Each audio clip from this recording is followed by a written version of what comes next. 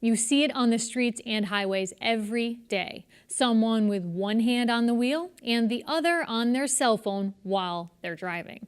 And now there's legislation in Massachusetts to address that. House members yesterday passed a bill banning motorists from using handheld cell phones and electronic devices while driving, and the Senate is slated to take up its own version of the bill next month. Carolee McGrath sat down with Jeff Larason, the director of the Highway Safety Division of the Massachusetts Executive Office of Public Safety and Security, to discuss how to keep people safe on the roads. Governor Baker has a couple of omnibus bills that are out in front of the legislature now. One bill includes a hands-free requirement for cell phones. It includes a primary seatbelt bill, ignition interlock, which would require first-time offenders for impaired driving to blow into a unit to start your car to make sure that we keep impaired drivers off the road. And then there's some work zone safety bills associated with that. And then there's another bill that he has that is more about sort of marijuana requirements, which would be an implied consent equivalent. So right now for alcohol, if you are pulled over, you could lose your license if you don't take a breathalyzer. There's no equivalent for marijuana. And some other elements that sort of bring the courts into line with the needs for marijuana in the state right now. And at the current time, how do police check, for example, if somebody is pulled over and they suspect that they've been smoking marijuana and potentially are impaired? Well, they go through the normal standardized field sobriety tests that they would do for alcohol. If that, and if you blow a 0 or something below an 0.8, but there's something that's not right, they can call in a drug recognition expert, which is a person who can go through a 12-step process with whoever it is on the side of the road, and do a more in-depth investigation as to what that person is on and what level of the impairment it is. Okay, so the Senate also has a bill as far as hands-free cell phones in a car. In your professional experience, is this something that's necessary, knowing that texting is already banned while driving? Well, it's important. Police, the challenge with the texting ban as it is right now is the police don't really have the ability to enforce it adequately. There's no visual cue as to that somebody's doing something wrong. So the hands-free requirement does a couple of things. It gives police that greater ability to enforce the law, but it also tells people a little more about what they should be doing. You should not be having that phone in your hand when you're driving. So it helps to just tell people, put it out of your hand. And if you don't have it in your hand, you're less likely to be sitting there and playing around and fiddling with it. And the problem with the texting law is that if you think about when it was passed, which is 2009, nobody had cell phones. I mean, nobody had smartphones, or very few people did. I mean, since that law passed, since the texting law passed, at the time we were all using those push-button phones. Now, 90% of the time that we spend on our phone are in apps. It's not texting. It's playing words with friends, being on Facebook, or any other of the millions of other apps as you're driving. Is this what you're hearing from police officers who are pulling people over?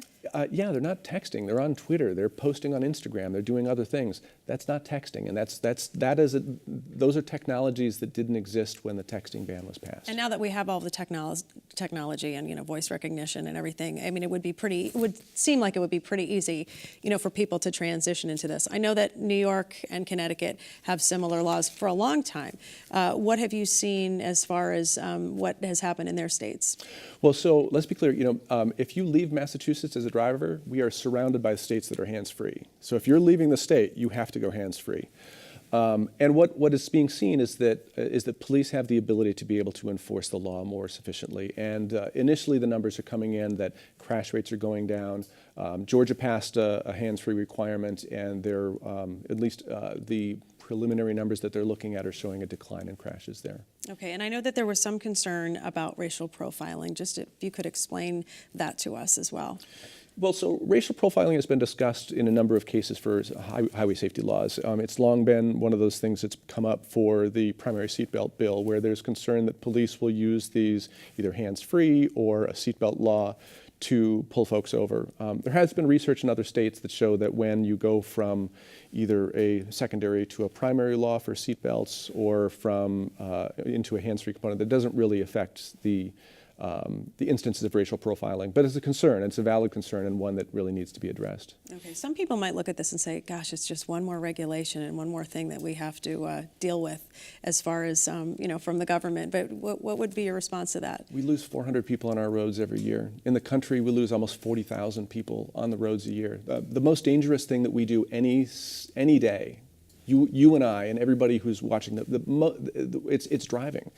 And these technologies that we have in our hands, are taking us away from what we should be doing, which is paying attention to the road that's in front of us. It's dangerous, and people are dying, and they're dying at a much higher rate because of these distractions. And I think it's important for us to consider what we're doing when we're behind the wheel, and paying attention is critical.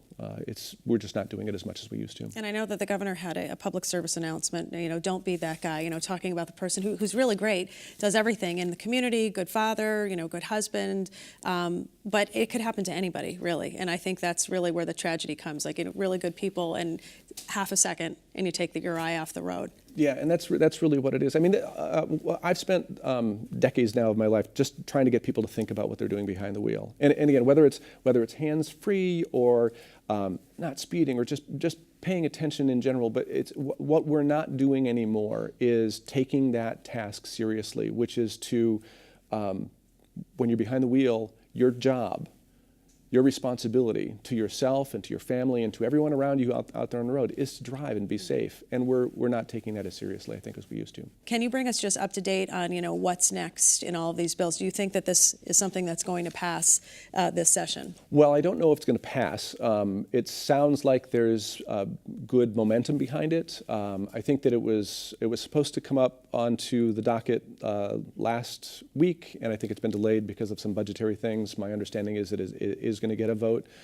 It sounds like the Senate president is moving it forward, as is the leader of the House. So the hands-free sounds like it's got some momentum behind it right now. But it passed the Senate twice before. What has been the holdup? I know that the racial profiling piece has been something that has been a question, right, and something that, again, it's an important topic. It's something that needs to be understood and dealt with. I don't know that it needs to be bundled together with either hands-free or the primary seatbelt component of it, but it does need to be dealt with.